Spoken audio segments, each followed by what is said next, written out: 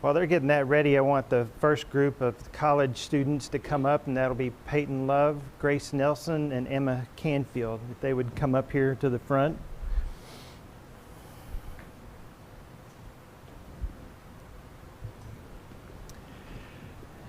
And so these group of women have been on mission trips this year. And I'll let one of you hold that while I get that it's turned on. So you can hold that and give it to Peyton. She'll be the first one to talk. And so there we go. So Peyton, I know this was your second trip, and so I guess give us a little insight as to why you wanted to go on this trip and go back to the same place that you went to last year in Cozumel, Mexico. Yeah, so I went to Cozumel, Mexico to a children's home called Ciudad de Angeles. I went last year, and then I decided to go back this year, mainly to continue the mission that's there. I'm really passionate about all the work they're doing there, and to continue the relationships both with the other mission teams that are there and with the kids and families that are there too. All right. So what were all the different kinds of things that you did while you were there that week? Yeah, so during the day, like from Monday to Friday, the kids are in school. So during the mornings, we work on work projects and community service. So on that Friday, there's a picture of there with a bunch of brush, and I helped with clearing brush and work projects since community service was completed. I also got to stain picnic tables to add to their collection of mini tables so they can have community and fellowship for meals. Then the rest of the week, I did community service. We made what we call blessing bags, and you can see that center picture up there kind of depicts one of those. They include things like rice, beans, maseca, which is like a flour that they cook with. Often a lot of the special needs families are pretty poor because most of their money goes towards helping their children with their medical needs. So we made blessing bags to take to their schools. We went to both the elementary school age and then to like the high school age. And with the high school age ones, we got to see kind of what they learn about. And they don't learn necessarily your normal subjects. They're learning more life skills, so they learn how to cook and bake and how to do crafts, because since Cozumel's whole economy is based off tourism, they can learn how to make things that tourists would want to buy to make a living for themselves. So I got to experience that up there, handing out the bags. And then the top right corner, we got to go into the elementary school / middle school classrooms and talk to them about what they're learning and talk to the teachers about how much they have to prepare. They have to prepare upwards of 5 lessons per subject, and they teach every subject because they have just an age group in there, and there could be like 5 to 7 different levels that the kids are on, and they cater to each one of their needs so that they can be the most successful in the future. All right. So one of the questions we were wanting you to answer is, how did you see the Holy Spirit work with you and your team while you were on the trip? Yeah, so when I got this question, I was like, how did I not see the Holy Spirit work through this trip? But then I came across this picture, and it just kind of hit me of like, I didn't even realize the full weight of what happened in this moment until I came across it. So this was at the high school age special needs school, and we were all gathering around this big table to take a picture and to interact with the kids, and this girl was sitting alone. The other girl on the far right was from the Colorado team, and we just sat down next to her, and I just started talking to her. Fully in Spanish. I didn't even know I knew that much Spanish, so that was like the first thing. I didn't even know I could speak that much. But she was coloring in a princess coloring book, and I just started talking to her about her favorite princess, what she liked to do in school. And so the Spirit really worked through me to be able to speak fully in Spanish to her. There were some words I didn't know, so I used a different word and got the point across. So it just shows that you may not know everything, but you can still interact and still have fellowship.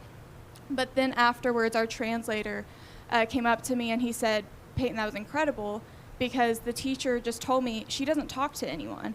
Like, she'll say just like a few words here and there, but she was talking to me in full sentences. And so that, like, I got emotional when he told me that, and he was like, the teacher has not seen her speak in full sentences in a very long time. So yeah. That's amazing. All right, the next question is, is your faith been increased by going on this mission trip? Yeah, so in this picture, on the last morning, we were asked to do a prayer walk around campus. We were given a list of names for each child and house parent that lives in each home. So that was a picture that was captured of me on the prayer walk. But one of my prayers throughout that time was that the kids would continue to grow in their faith, that Ciudad de Angeles would be fruitful and continue to be serving those children of Mexico, all over Mexico. But then at the time, there was 2 vacant homes that were needing house parents and were needing, they were wanting to bring in more children. Ciudad de Angeles only brings in children who are orphaned, abandoned, have no chance of reunification, because they believe the best chance for children is to ultimately be reunified with immediate family. But if that's not possible, they believe the next best option is to be with them, living in a Christ-like environment with families that love them and not just put in like a dormitory style home. So they congregate and have their time as families. But for those vacant homes, my prayer was that those children that need homes and that need a loving Christian community would find their way to Ciudad de Angeles. And not a month later, 4 new kids got a home. That's and fantastic. A whole new house was open for them, ages like 11 to 3. Great kids. I saw the whole post about it on Facebook, and that was amazing. And so I just kind of thought it stopped there. And then Mr. Brian reached out to me about speaking here and about this, and not 2 days later, 2 more kids got a home. Awesome. That's And fantastic. so it's just been fantastic, and they're currently in the middle of a fundraiser to be able to have new transportation and some new supplies to be able to have school. And then they had a donor give them about 90% of their goal, and their goal was like 100,000 something. So they had a donor donate a lot to them in there. Well, that's great. Big things are happening in Mexico right That's now. fantastic.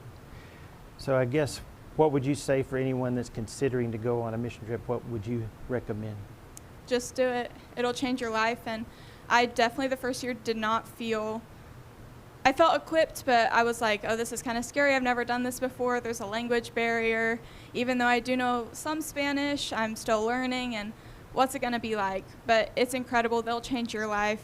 You know, we go to serve them, and then ultimately you leave feeling like, did I do anything? Yeah, Because I'm yeah. just so ultimately blessed by them. Yeah. All right. Well, I'm going to spring this on you, but Buster's going to got a portable mic, and if anybody's got a question for Peyton about her trip. No one? All right. All right. You can pass it down to Grace.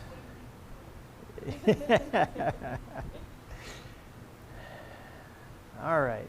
So Grace, this was your first mission trip, so why did you want to go, and where did you go? Yeah, and I just wanted to go experience another culture and just go help others through sharing God's love, and just help and serve others, and just be with a like-minded team who wanted to go and help others. Okay. So what did you do while you were on the trip? So one of the days we built a house, and we went to food and Bible distribution centers, and another day I helped in a medical clinic, which was really interesting. I got to count out pills, and it was all day. Pharmacist. Yeah. New But career. it was really cool, and we met the lady who worked there, and that picture's up in the top left corner. We took a selfie, and it was really cool. All right. So what group did you go with? You went from a group at Harding, right? Yes, I went with the Spring Break Missions Okay. team at Harding, and there's about 31 of us who went, and Where was the specific place in Honduras? What was the name of the Santa Ana. Santa Ana. All right. So ask you the same question. How did you see the Holy Spirit at work with you or your group during the mission trip? Well, I just really felt we had like a connection. We were there for the same purpose, and even though I didn't know them, I still felt a sort of connection with everyone there because we were all there. We had come on this trip together with the same goal in mind. And even though we were tired and exhausted, we just kept going. The Holy Spirit gave us the strength. And in this picture, we all went here this day. This is one of the last days. We were all very tired and exhausted, but we just really let the Holy Spirit work through us. And here I'm reading to some kids. And even though I didn't really speak Spanish and they didn't speak English, I was still able to kind of do some activities with them, and it was really cool. All right. So with this being your first mission trip, I'm sure you had some concerns about going to a foreign country. How did you see God alleviating your concerns while you were on the trip? Well, I just prayed and he just kind of gave me strength to keep going and keep learning new things, be open to new experiences, and just kind of take things as they came that week. And yeah, I just felt he was there with me and allowed me to help serve the kids to the best of my abilities. Very good. All right. So how did you see your faith increase from going on this mission trip? Well, in this picture here, we went to church on the compound, and it was completely in Spanish, and I do not know any Spanish. So it was an experience for sure. It was really cool because I was able to understand some of the songs because of the tunes and the music. And even though I couldn't understand a lot of the words, I was still able to feel God there, and I felt his presence. So it was really cool that God could just come all the way to Honduras and still be there in a church service. All right. So what would you say if you were going to recommend going on a mission trip? I would definitely recommend it. Even if it's a little scary in a new country, it's definitely worth it. So are you thinking about going again to the same place, or would you like to go to a different place? I don't know. We'll see. All right. All right, you can hand it over to Emma. I think I've got a fly or something that's buzzing me. It's like crazy. All right. Oh yeah, if you got any questions, you can pass it back down. Is there any questions? I'll wait for you. Tell me more about building that house. That sentence is Yeah, yeah. What, Yes. like roughing the plumbing. did you mix cement on the ground? Yeah, and when you think about that for a second, Yeah. Yeah. Yes. So actually, the compound we went to, they have a organization called Reach One, Teach One, and one of their things is building houses for families. And so they have these bricks that have like grooves in them, kind of like holes and like tunnels that go through them. And so you stack them together, and then you pour concrete in the middle, and it like hardens into rows. And so it's like an interworking system that holds all the bricks together through concrete. And we were able to build a whole house in a day, and it was a really cool experience. And I bet that was tough work too, right? Yes. Everybody slept well that night, right? We did. We did. All right. Any other questions?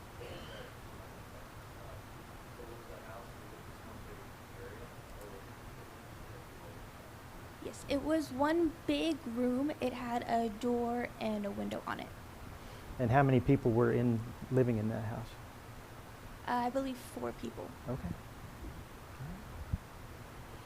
All right. Anyone else? No, go ahead.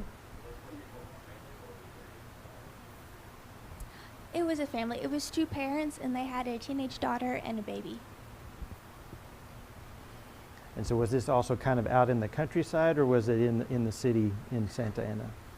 It was more in the city, but Okay. it was kind of an empty area on the side of the road. Oh. All right. Anyone else? Yeah. What surprised you the most? I think one of the things that surprised me was one time we were kind of looking around, and a lot of the adults had on like cartoon T-shirts, like with like Mickey or Minnie on it. And so one time somebody asked our guide who was there, they said, why do they all have like the cartoon T-shirts that like the kids normally wear in the US? And he said, well, it's because here that's what they get to watch. And that's kind of the highest level of literacy that they can understand with TV shows. They can only understand the basic cartoons. And so Oh, that's wow. what they like. And so that's the shirts that they tend to get and stuff. Wow. And I thought that was really interesting. Yeah, that is very interesting. Right. All right. Let's get pass it down. Yep. So, Emma, this was your second year to get to go on a trip, but you didn't go by yourself this time. You got to go with your family. So, what was that like to be able to go with your brother and your mom and dad? It was really cool seeing their faith at work and seeing the fruit of what they had done back when we lived there. When we were there, I was just a little kid, so I was watching it all, not fully understanding what was going on, but knowing that environment and feeling the warmth and seeing how God was working through my parents, and then being able to go back with them, seeing what that brought about was really impactful and got me to see the kind of thing that I could grow up to do as well that they've raised me to do. Mm-hmm. What was it like to be there with your brother Uh, and his wife? it was like we were kids again, Mm-hmm. with all the same people going, wow, wait, is that really Caleb? Is that really him? And just getting to look at it through new eyes with him Yeah. and with his wife. All right. So what kind of things did you get to do while you were on that trip? We got to fellowship in one of their homes with the brothers and sisters there, meet in a park, meet at a restaurant, play pickleball and badminton, just to get to do life together and worship our Creator, and just fellowship together in close community with these people that I had grown up with, being able to better communicate the ways in which I've grown up and be able to better see the way that God has worked in their lives. Obviously looking at things as when you've grown up with more maturity, there's things you start realizing about what God was doing and all the nuances of life that make you better see how he works. Yeah. So what was it like to go back to where you grew up home when you were little, and now you're big and you see all these things that you saw back then going, how was it different to you? In some ways it was pretty different. Things change a lot. Buildings get torn down and put back up pretty rapidly. Stores change. But the way that it felt was still pretty similar. The people still had the same heart and spirit. It was still bustling streets, the same kinds of food and people, same atmosphere. Okay. So how did you see the Holy Spirit at work with you and your family while you were back? Largely through my parents. Two of the disciples that they got to baptize when they were there came over to where we were staying, and they shared some of the struggles that the church there had been going through. How the past few years had been very hard for them, very much going through a lot of the struggles that the churches in Acts did, with not necessarily false teachers, but those that sought selfish gain, and how that hurt the church. But getting to watch my parents talk with them and support them and give guidance through that, even though we couldn't fully understand the situation, and just watching how they supported those around them. Oh, that's great. And then you had another picture as far as how did you think your faith increased as you spent this time with your family on this trip? We can't picture her here, but she's a very dear friend. She was there when my parents brought me home from the orphanage, who took care of me, made all the foods that I would like, and she is one of the strongest people in faith that I know. Right now, she's alone. She doesn't have her brothers and sisters around her. She couldn't even call us on our devices. But she's been persecuted a lot for her faith. through things that we can't even begin to understand. Right. And I realized I bear her likeness. I look like her. I even have her name. And in that same way, we bear the image and name of Christ. Wow. And realizing how I wanted to be like my namesake, my sister, in all of the ways that she's struggled but shown through. She really is still so bright through all she's been through and still so faithful. And how I want to be like that for Christ, to be able to struggle the same things and still love others and still smile and sing and hold strong. So, yeah, realizing that I bear his name and likeness. Oh, and that's hers. great. All right. That's, Yeah, the lady right behind Buster's head. Is that the lady you're talking about? no, this is actually a different picture. Okay. From last time. Dad, or Buster, talked a little bit about him before. Okay. So was she in a different picture? Or? She's not in any of Any the of them? pictures. Okay. All right. Anybody got any questions for Emma?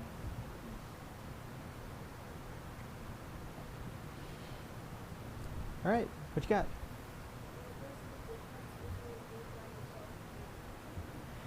Ooh. Say it again. What's the difference between being by yourself and being with your family? Probably different kinds of learning. With my family, it was a lot more of learning by example and being a little more comfortable in that way. And being able to be guided in something, whereas by myself, it felt like it was more stepping into that role, learning through hands-on experience and making mistakes. All right. So are you thinking about wanting to go on another mission trip next summer or during a spring break, or what's your thoughts? We'll see what God has in store. He's done a lot of work on me while I've just been here serving in America. And so we'll see what he decides to do with that and going abroad. All right. Very good.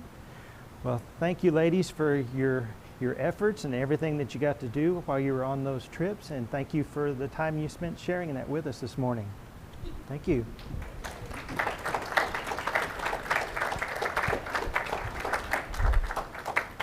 All right, the next group to come up, would ask the Ledbetter family and for Gayla to come up. James, I think you're going to get to stand by your parents over there.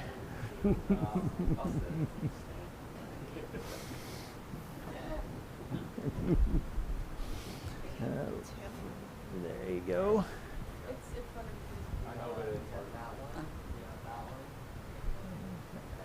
All right, there's two sets of pictures here, so if you're wanting to talk to something, you don't see something there, I can advance forward. Okay. But so this was y'all's second trip to go on a mission trip. It was your first to take some of your children with you. So tell us a little bit about what that was like.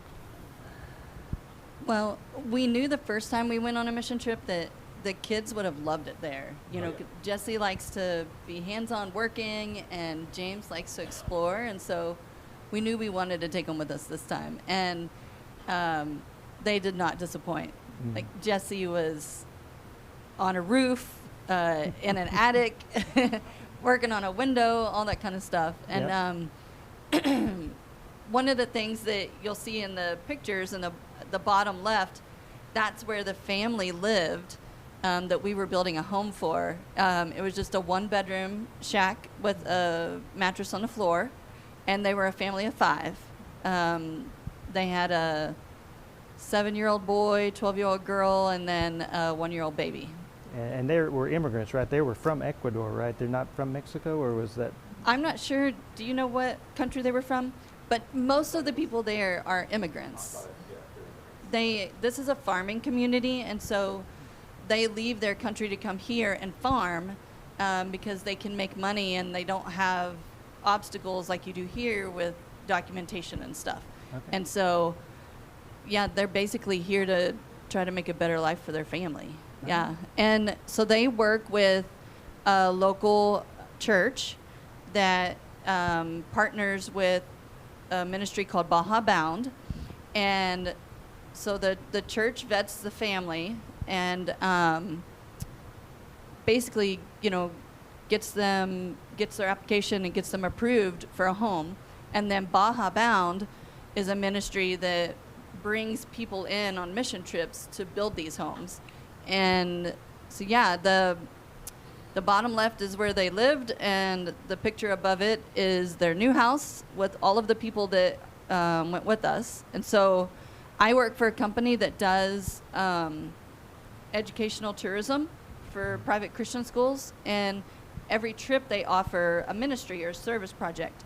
And so our CEO decided to put together a trip that the employees could go on and take their families. That's fantastic. And we have tour guides all over the world, so we opened it up to tour guides too. And so these are like our 1099 or contract employees. They were able to go and bring their families too. Awesome. And the company paid for it. All we had to do was buy the airfare and cover part of the cost for renting 4 vans to go down there. So we flew into San Diego, California, and drove through Tijuana and all the way down to Ensenada. And, you hear a lot about how dangerous it is down there, but they built a new bridge that basically it's a bridge on top of a bridge, and you just fly over everything. You bypass all of Tijuana, huh? Yeah. Saw it from a bird's eye view. It's like North Tollway. Okay. Yes. Without the traffic. But so we had employees. Funny enough, we had a whole bunch of people from our accounting staff, and and guides, and none of us really had any experience day to day building homes, right? And so, we come down here, and there was 2 guys that basically pointed and told us how to do everything. The And Jefe? everybody had a job. Everybody. So. Very good. All right. So, Gayla, this was your first time to go with this company, but have you been on a mission trip before? Yes. So our family has, done a couple of decades of this kind of short-term mission work, but it's been probably 8 years since we did anything like this. In the early 2000s, we would go to Mexico, and then later we started doing domestic work in the form of disaster relief. Okay. All right. And so it was my first trip without one of my without one of my cohorts with me, but we had lots of friends and family that we went with, so it was fine. All right. You can pass it to Jessie and ask her, what was it like working up there on the roof? I think it was pretty fun, actually. It did get really sunny. There was a little bit of cloud cover in the morning, but after the morning, the clouds just went away, and it got really sunny. And I didn't have sunscreen on. Uh-oh. I had my neck got sunburnt and back of my calves got sunburnt. But I thought it was really fun, actually. It was a lot of framing and putting the plywood on top of the frame. I didn't do the shingles because I wanted to get down. There was too many boys up there. But I thought working on the roof was really fun. I enjoyed it. All right. So what were some of the other things that were kind of going on, not just building the house, but things that were kind of in the periphery of what was going on? So one of the things that makes me proud as a wife is seeing my husband, just do what he naturally does. So he was teaching several young men how to use power tools and how to measure stuff and how to, cut things. And so he was kind of like their dad there, teaching them and encouraging them, and it was very fun to watch. And then the picture on the far right with him and Jessie, they're putting together the cross beams on the roof, and he's up there teaching her, how to do it and what to do. And that just made me really proud to see that. That's awesome. But then some of the things that you don't realize need to be done is like the picture next to that with the people sitting around the table. Gayla is there helping prepare sandwiches for the day Mhm. for the work crew. Yep. And so they made, what was it, turkey and cheese sandwiches? Ham and cheese sandwiches. And peanut butter and jelly. And I was like, okay, make sure you get the peanut butter all the way to the edges of the bread. 'Cause that's what I'm going to be eating. But yeah, every morning after we finished breakfast, they took, 5 volunteers, and that was their job for 30 minutes is making, what was it, like 60 sandwiches or something? It was a lot because, there were 40 of us plus the family.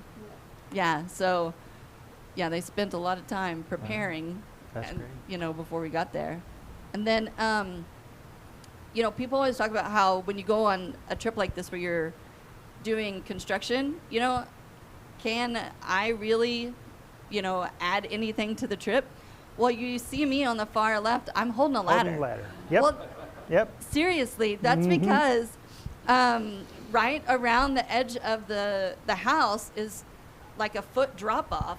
So you don't have a lot of room for the ladders. So I'm literally holding a ladder so that, David can work on the edge of the roof. Yep. And I ended up having to do that for several people because, they needed somebody who would actually pay attention and Yep. Yep. not Yep. let them fall, So it was cool. All right. And then the picture in the middle, that was the family, the Yeah. husband, the wife. So it was Rosalba, Pablo, and the little boy is Nathan. The daughter is Joseline, and then the little baby was Eileen. And so inside this house, was it just a single room, or it had? No, it had it was 16 by 20, and it had like a living room that had we had bought them a dining table with chairs, and then there was one bedroom for the family, and the group had raised enough money to buy a bed for them and a bed frame, and then the room next to that was the little boy's room. He had a twin size bed. Oh, wow. And then there was a loft over the 2 bedrooms between, like, what we would see as our attic. That's where the teenage daughter had a room, and we built a ladder that went up to the loft, and she had a twin-size bed up there and a window, and she was crying. She was so happy. Oh, wow. Yeah, it was cool. All right. So how did y'all see the Holy Spirit active with your group?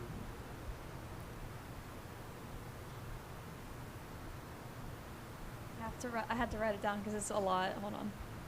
Okay, so how I saw my faith grow, while building the house, my faith grew because while I was helping the daughter of the family, Joseline, to her room, and she finally got to see that she had her own privacy and she had her own room. This all helped me grow because when I saw the daughter crying tears of joy, I felt my faith and hope grow, knowing that she could finally rest in her own bed and in her own room. And that made me feel amazing because just seeing her go through 12 years of having to sleep in the same bed with her parents, the same bed with her brother and sister, I'm sure that probably took a lot out of her because she would probably have to sleep on the floor sometimes being one of the older siblings. Yeah. But now that she had her own bed and her own room, she can really just rest and breathe easy knowing that she can sleep in her own bed without having to share. It's good to share sometimes, but she finally had her own place to sleep and a pillow to rest her head. It just made my faith grow so much because I saw what we had done for her and for the family, and it was amazing. I loved it so much. I guess for me, how my faith grew is I would say that, I've been on trips before, and, I like to get in there, and I'm not qualified to do anything. I'm a very low-level grunt. But just to be able to step back and to say, there were 40 of us trying to get in there and do things all at the same time, and just to step back and say, I've done this, and it's okay for me to just sit back and appreciate and watch others doing it, Yeah. and make room for others, and just you know, I don't know, be there. Being there was a great experience, and I would say if anyone wanted to do it, it's great no matter what your age or your skill level, because you know you can add. There's something to add, even if you're holding a ladder or cleaning off paintbrushes or Making sandwiches. There's something for you to do, and you don't have to go to another country Yeah. to serve on a mission, you know. But I just think for me, my faith grew in that I was able to say, okay, I don't have to go out there and be the one doing everything. It's good to just step back and let others do and have that moment. Yeah. Very Does good. that make sense? Yeah. Try not to be emotional about it. Yeah. Yeah. You can do it. Just put the mic in front of you. I was a van driver, but it was really a joy because every time we would show up, so their view that you can see in that view in the picture, they had a beautiful view. They really did, and every morning, so there's a road that kind of goes up right beside their place, and so we'd all be guessing, like, is Nathaniel? It's going to be because usually he's there right there at the front, waving at us as we come in. And sure enough, he was there again every morning. He was so excited, and you can see the joy on his face. He knows he's there. We're there for him, and to improve his, what's going on, his lifestyle. Yes, living conditions. Yes, but you can also see, the joy, the Holy Spirit moving in everyone there. You know how the singing a whistle while you work. Well, they were singing praises while they work. It was so cool. We had a cheerleader named Gabe that also works for their company, but having him around was amazing. It's like having your own gospel singer while you work, and oh my goodness, if you'd meet him, man, you'd be just like, you're awesome. I mean, Holy Spirit moves in that dude like all the time, and it just helps move through everyone else, and everyone was working with joy. Everyone, like you said, everyone had something to do. I mean, there was times where you're standing around, you're like, what can I do? What can I do? And you're like, well, I'll go over there and help them. And you can kind of see here, I'm actually helping, what was his name? I forgot. It doesn't matter. Jacob. I'm helping Jacob cut. I mean, I could have been doing it, but I was like, I think he needs it. I've cut many pieces of wood before, so, But I think that's kind of see how the kind of Holy Spirit moving in me was just the joy everyone had, and it just gave me joy as well to have to actually be there, and not, everyone knows their kind of knows your talents and stuff like that, and I feel like this is my area, my arena, where I excel in helping the Lord's work. All right. So how did James get put to work? Okay, so James clearly was not going to be on the roof with Jesse. And so at first he struggled to find something that he could do to be involved. And all of the walls had to be painted. And so he actually helped me paint, what was it, like 30 pieces of wood? And we're both kind of perfectionist about it. So there were other people helping, but we would come behind them and get the spots that they missed. So he was very good at that, because they said, you're building a home as if it's for you. You want to do a good job. You don't want to feel like, you're just giving this family something you threw together last minute. You want to take pride in it. And, the first day of painting, it took like half a day, and we were done with that job, right? And so then the struggle is to figure out, what do we do next? Well, James had been playing kind of swords with a broomstick by himself, and then in this picture is a little boy, Nathan. He wanted to play too, and so James and Nathan played for like 2 hours that y'all played swords. And the next day when we came back, and David says, you drive up the road, you're waiting to see if Nathan is there waving, and he was. And as soon as James got out of the van, Nathan ran up with 2 broomsticks because he wanted to play swords again. And I'm like, you don't understand. This is building a relationship where you two cannot talk to each other and understand each other, right? You're just playing. You're just having a great time. And I mean, it was awesome to see the joy that little Nathan is having. And so when we painted his room, a lot of the kids outlined their hands on his bedroom wall so that he'd be able to remember the kids he played with. And so in this, it's James's name with his 2 swords, and it says Te Amo, which is we love you. So, did you want to add? I kind of want to tell the story about the shelf. Do it. So, me and 2 other of the kids, they were around my age. One was Ezekiel, and I think the other one was Carson. We were tasked with building a shelf for the house, and it was pretty fun and funny because we were just making up the most random conversation while building the house, and we were arguing on shelf. And we were arguing on how we were supposed to do it because we didn't understand the instructions. And so, one argument that Carson brought up was that Antarctica was a desert. While we were building the shelf and struggling to figure out how to build it.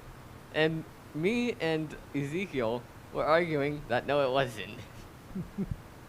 And that entire time, when we were building the shelf, we were just arguing about if Antarctica was a desert or not a desert. I had to finish the shelf. David came to supervise and help the shelf get built. I came over to them and they were all arguing about deserts, and my dad was trying to put shelves together. So, Yeah, it was great. All But right. everybody had somewhere that they could contribute, Yeah. no matter how old they were, how young they were, or how much experience they had. All right. Any questions? No air conditioning. It didn't get very hot there. But, yeah, unless Yeah. you're in the attic with me and Jesse. So we wired it for electricity. The only way you have electricity is if you buy a solar panel configuration. They also didn't have running water. So one of the things that our group had purchased was a big cistern. Now, they don't collect rainwater there because it doesn't really rain that often. Oh, thank goodness, because the roads are dirt and we wouldn't have made it up the hill. But they have a truck that comes around and fills up their water container so that they can drink and take baths and that kind of thing. They did have an outhouse, so there's no inside plumbing. It's what you would see as far as for us, you'd be like, if somebody lived that way here, you'd be like, man, they're poor and they're, having a terrible time. But these people were so blessed and excited to have a house with a roof and, even running the electricity and putting in light bulbs, knowing that they didn't have electricity yet, but they were going to get it. So That's great. All right. Well, I think our time's finished, but I wanted to say thank y'all for going on this trip and for sharing your experiences with all of us. And thank you to the church for supporting our mission. Yeah. We really appreciated it. Thank y'all.